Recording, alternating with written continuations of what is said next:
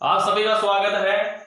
वही हिंदी की अपनी ऑनलाइन क्लासों में कक्षा 11 विषय हिंदी साहित्य अध्याय संख्या 8 बादल को गिरते देखा है, जिसके कवि हैं नागार्जुन। ठीक है, इससे पूर्व के वीडियो में पद संख्या 3 तक की व्याख्या हम देख चुके थे। आज व्याख्या संख्या 4 का हम यहाँ पर अध्ययन करने जा रहे हैं।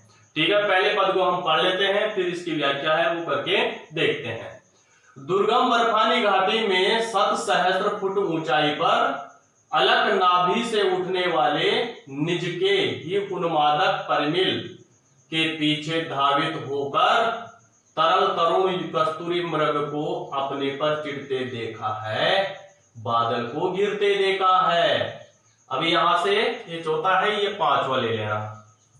कहां गया धनपति कुबेर वह, कहां गई उसकी वह अलका, नहीं ठिकाना कालिदास के व्योम प्रवाही गंगा जल के, ढूंढा बहुत परंतु लगा क्या, मेघदूत का पता कहीं पर, कौन बताए वह छाया में, बरस पड़ा होगा न यहीं पर, जाने दो वह कवि कल्पित था, मैंने तो भीषण जाड़ों में भी नभचुंबी कैलाश शीर्ष पर महामेघ को झंझानिल से गरज गरज बिड़ते देखा, बादल को गिरते देखा है।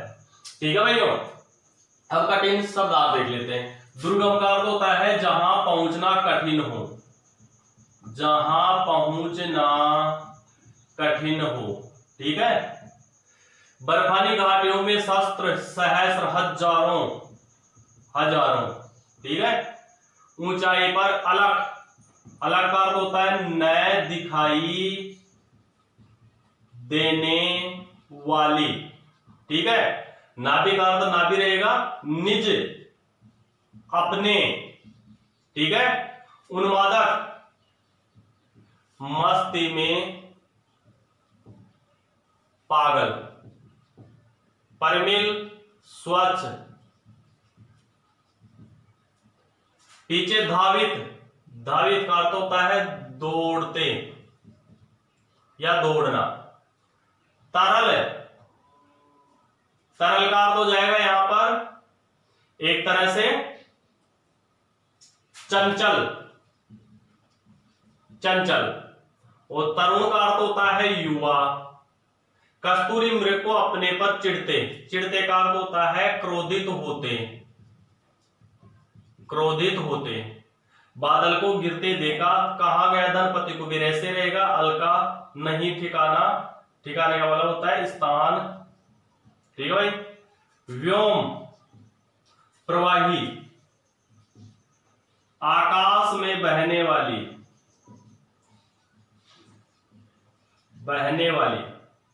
गंगाजल ढूंढा बहुत परंतु लगा क्या, मेघदूत का पता नहीं, कौन बताए वह छाया में। छाया का छाया रहेगा, बरस पड़ा या गिर पड़ा होगा, यहीं पर जाने दो वह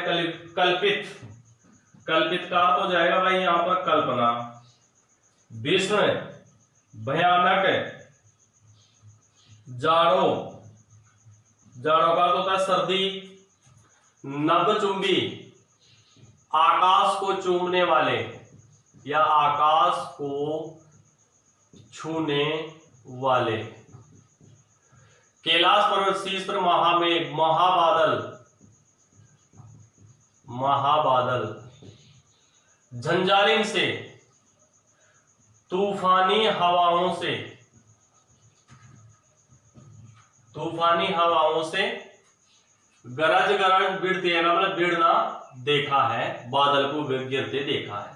ठीक है, इस प्रकार से कठिन शब्द आप देख लिए। एक बात सभी मित्रों से कहना चाहूंगा, अगर आप चैनल में नए हैं तो आप अपने इस चैनल को सब्सक्राइब कर लीजिए और बेल आइकन को जरूर प्रेस कर दीजिए और लाइक बटन को दबाना न भूलें। और अंत में मुझे कमेंट करके जरूर बताएं भाइयों कि आपको यह आपका अपना वीडियो कैसा लगा।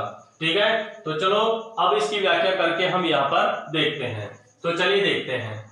प्रस्तुत पद में कवि नागार्जुन बादल को गिरते देखा है कविता में रचना करते हुए कहते हैं कि दुर्गम बर्फानी घाटी में, यानी बर्फ की वह घाटियां जहां किसी के लिए पहुंचना आसान नहीं होता, अर्थात वे घाटियां जहां आसानी से लोगों से पहुंचा नहीं जा सकता, लोगों के द्वारा पहुंचा नहीं जा सकता। सहस्र फुट ऊंचाई पर यह जो घाटियां हैं, यह घाटियां कैसी हैं?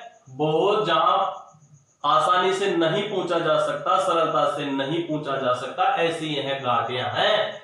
सहस्र फुट ऊंचाई पर यह कितनी हजारों फुट की ऊंचाई लिए हुए हैं, इसलिए वहां पर पहुंचना बहुत कठिन है। कितनी ऊंचाई पर है? हजारों फुट की ऊंचाई पर, इसलिए वहां पर आसानी से सरलता से नहीं पहुंचा जा सकता।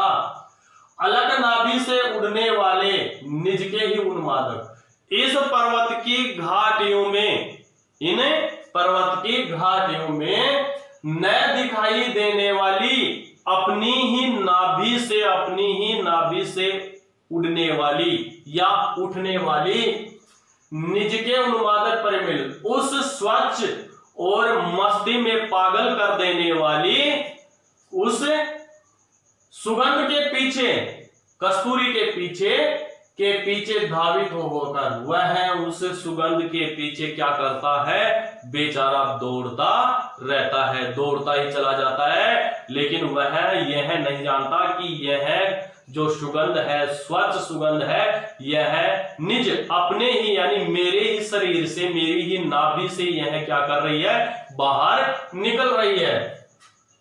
तरुण कस्तूरी मृग को अपने पर चिढ़ते देखा, इस प्रकार से वह कस्तूरी मृग है, वह अपनी ही खुशबू को सूंघते हुए वह क्या कर रहा है?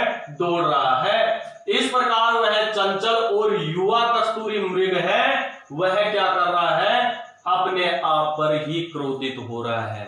यानी कहने का तात्पर्य यह है कवि का कि उस बर्फीली घाटियों में कौन है? वहां पर कस्तूरी मृग है। यह कस्तूरी मृग का वर्णन है। जहां सरलता से नहीं पहुंचा जा सकता, ऐसे हजारों फुट की ऊंचाइयों पर वह निवास कर रहे हैं। कौन? कस्तूरी मृग। लेकिन उस कस्तूरी मृग को यह पता ही नहीं है कि उसकी नाभि से न दिखाई देने वाली जो खुशबू है, वह स्वच्छ खुशबू उस आसपास के वातावरण में फैली हुई है।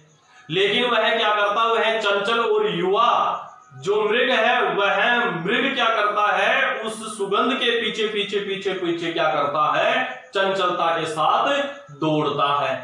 लेकिन जब वह दौड़ता रहता है, उसे हाथ कुछ नहीं लगता, तो वह अपने आप पर ही क्या करता है? बहुत ज्यादा क्रोध करता है, अपने आप पर वह गुस्सा करता है। इस प्रकार से कवि कहता है कि मैंने बादल को वहां गिरते हुए देखा है पर्वत की चोटियों पर, और कस्तूरी मृग को अपनी ही सुगंध के पीछे वहां भागते हुए मैंने देखा है। कहा गया धनपति कुबेर? वह आगे वर्णन करता हुआ कवि कहता है कि धनपति कुबेर जो दिखाई दे रहा था, वह कहां चला गया? और उसकी नगरी अलका, और कहां गई उसकी अलका नगरी? यानी कुबेर हैं जिस नगरी अलका में निवास करते हैं, वह अलका नगरी भी पता नहीं कहां चली गई। नहीं ठिकाना कालिदास के व्योम प्रवाही गंगा जल के, और कालिदास जी के आकाश में बहने वाली जो गंगा है, उस गंगा का भी अब कोई स्थान मुझे दिखाई नहीं दे रहा। आकाश में व्योम प्रवाही चलने वाली गंगा थी, आकाश गंगा, वह भी मुझे कालिदास की अब किसी भी स्थान पर दिखाई नहीं दे रही है। ढूंढा बहुत परंतु लगा क्या? मैंने इनको बहुत ढूंढा। किसको? धनपति कुबेर को देखा, उसकी अलका नगरी को देखा, कालिदास जी के गंगा जल को देखा, लेकिन देखने के बाद में, ढूंढने के बाद में मुझे मेरे हाथ में कुछ भी नहीं लगा। ठीक है। मेघदूत का पता कहीं पर कौन बताए? वह छाया में। और कालिदास जी का मेघदूत था। मेघ का बादल, दूत का मतलब संदेश देने वाला, बादलों का संदेश देने वाला पता नहीं कहां चला गया है। कौन बताए? वह छाया में। अब मैं किससे पूछूं? कौन बताएगा मुझे कि वह कालिदास का मेघदूत है, वह कहां है? ठीक है। लेकिन मुझे यह लगता है कि वह मात्र एक क्या थी? बादलों की छाया मात्र थी। बरस पड़ा होगा यहीं कहीं, तो वह छाया है वो यहीं कहीं पर बादलों के रूप में क्या हो गया होगा? बरस गया होगा, बरसात कर दी होगी, और वह बादल यहां से चले गए होंगे।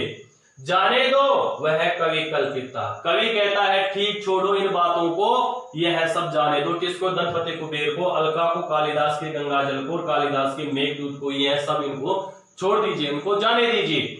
ठीक है, यह क्या थी? वह कवि कल्पित थी। यह मात्र मेरी कवि की एक तरह से क्या थी? कल्पना थी, जो मैंने कल्पना करके यहां देखा था। मैंने तो विष्णु जानो में इतना ही नहीं, इसको तो छोड़ दीजिए और आगे सुनो मैं क्या कहना चाहता हूं नागार्जुन। मैंने तो भयानक सर्दियों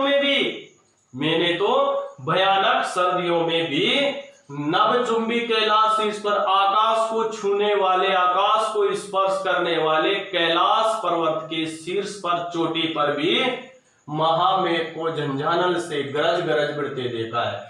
तो मैंने वहां महान बादलों को मैंने तूफानी हवाओं से आपस में गरज गरज कर, गरजते गरजते मैंने आपस में उनको भिड़ते हुए देखा है, उनमें तकरार होती हुई मैंने देखी है। कहां पर? कैलाश पर्वत जो बहुत ऊंचा है, उस कैलाश पर्वत की ऊंची चोटियों पर मैंने महान बादलों को तूफानी हवाओं से आपस में गर्जना करते हुए, गरज गरज कर मैंने आपस में दोनों को वहां लड़ते हुए वहां देखा है, बादल को घिरते देखा है। और इस प्रकार से मैंने वहां बादल को आपस में घिरते हुए वहां पर देखा है। ठीक है, इस प्रकार से अपना 4 और 5 पद की व्याख्या है वो पूर्ण होती है। विशेष अपन देख लेते हैं। अब विशेष भाषा खड़ी बोली, ठीक है, तत्सम तद्भव शब्द हो जाएंगे। ये तो सब में ही लिख रहे हैं अपने को, ठीक है भाई। अनुप्रास अलंकार हो जाएगा, अनुप्रास अलंकार, ठीक है। और कोई यहां पर है नहीं। नभ चुंबी, देखिए नभ का मतलब आकाश, चुंबने वाला, तो यहां पर रूपक अलंकार हो जाएगा इसमें। नभ प्राकृतिक चीज है, ठीक है, चुंबने वाला, स्पर्श करने वाला, कोई भी स्पर्श कर सकता है, ठीक है। और कोई इसमें है नहीं, ठीक है। होकर अनुप्रास हो गया, ठीक है। कीर्ति देखा बादल कीर्ति दंपति कुबेर की वह ठिकाना कालिदास का व्योम प्रवाही गंगाजल। हाँ बस यही है, ठीक है। और मानवीकरण अलंकार तो है, इसमें मानवीकरण अलंकार और कर लेना, ठीक है भाइयों। इस प्रकार से आज अपना व्याख्या संख्या पद 4 और 5 पूर्ण होते हैं। जो पद बचे हुए हैं उन पदों की व्याख्या का वीडियो शीघ्र ही बनाकर मैं आप तक पहुंचा दूंगा। आज के लिए बस इतना ही। सभी विद्यार्थियों को धन्यवाद। मिलते हैं भाइयों नेक्स्ट वीडियो में।